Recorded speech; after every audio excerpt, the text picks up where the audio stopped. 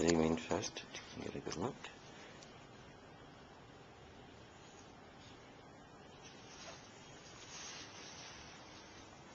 Okay, this is a mitered corner. The way to do a mitered corner is to grab your braid. Actually, before you do that, you need to pin your whole braid on, allowing for a little extra here to miter. So when you get to that point, you have to come around, okay? So that doesn't work. If you have a narrow woven braid, you can actually ease it in. You may still get a little bit of puckering there and continue on down. But to do a mitering, you got to here and you want to turn that way. There are two ways to do it. You can just push it in like that, so it's not really very good, and you can see that the pattern breaks. Or you can, without breaking the braid, or you can, if you wish, break the braid and cut it in half. Cut across, sew across there, and it turns into a miter.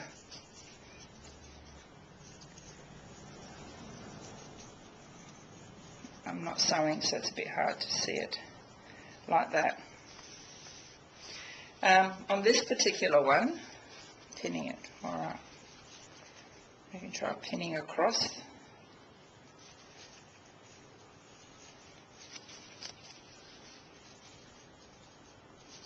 See, allow for the pin not, pretend that's not there, and that's mitered. On this one here, which is the same outfit but with a much narrower braid, I didn't bother mitering it because it's a bit metallic-y and the pattern is nice to repeat. I just went to the top, cut it off and started a new one up here and tucked the edge in underneath. This is all done after you finish the garment. There's nothing showing underneath for this. And the only other place you need to do that is down here at the bottom. Same deal. The wider your braid, the harder it is to actually manage it. So 1 inch, which is what this is probably the best, unless you're not interested in going around corners. So if you just want to go along there, that's fine. If you wanted to cut it off, tuck it under and start another one there, that's fine as well. If you wanted to make your own braid and know exactly where you need to bend a corner, go ahead. Metallics aren't really a good idea for a practical working doublet, which is both for court and for rapier, because they will eventually start to abrade, pill, pull out. This one is narrow enough that it doesn't matter. This one is totally woven, there's no metal on it whatsoever. But if you're just using court garb, go for it. The issue is that when it gets washed, if you throw it in the machine, which I do not recommend, I recommend cold washing by hand or even just gently soaking. But if you're a good enough rapier fighter, you should never fall over. The other thing that I didn't mention earlier about sewing the braid on, everywhere you have a straight line except on this skirt, on this Spanish doublet, I always start sewing, and by hand, a little bit away from the edge, because you can see a little bit of the rest of the fabric, ditto here. And I start pinning all the way around on the outside, and I start my braid in the place where you're never going to see it, which is right at the back of the neck. That's where the join is. And you may be lucky sometimes that the fabric, the braid matches up in pattern, but it doesn't matter if it doesn't, because it's going to be obscured by a hat or by hair or by a gorget or something. So I start there and go all the way around.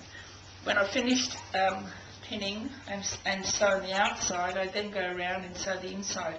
Because there's a slight curve, you'll notice as you go around that there will be a little bit of puckering, but you can grab a bit of cotton thread and just do a little gathering stitch. Everyone knows what that is, but a very small one, and just gently pull in the fabric, so it, the braid, sorry, so that it eases in a little bit, and then whip it down, making sure you don't come through to the other side.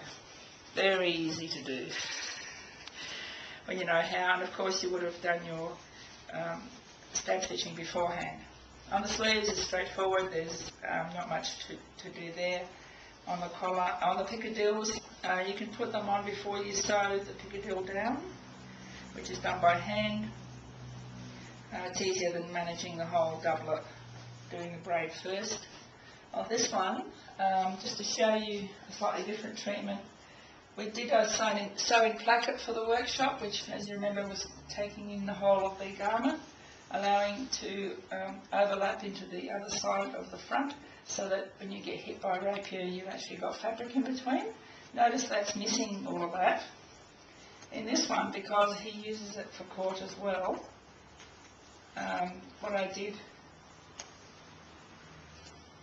was put buttons either side, all the way down,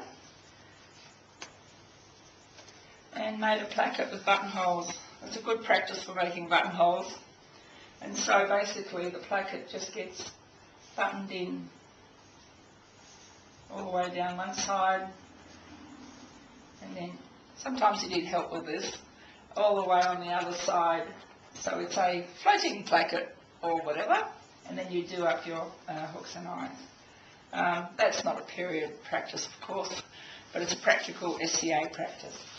And plackets probably wouldn't have been used in period in doublets, because what you really wanted was the fine chemise to show through. For ladies' skirts they would have used plackets maybe, but that's a different story entirely. So there you have it. If you have any braid left over, there is a rapier hood for this outfit which has the braid running around the outside. It just matches it up, it's not necessary. You can keep it for another project, or if a piece really gets badly damaged, you can cut it out and replace it. And that's it. So thank you very much everybody for taking the time to participate in this, and I hope to see all these lovely finished garments at investiture, and good luck.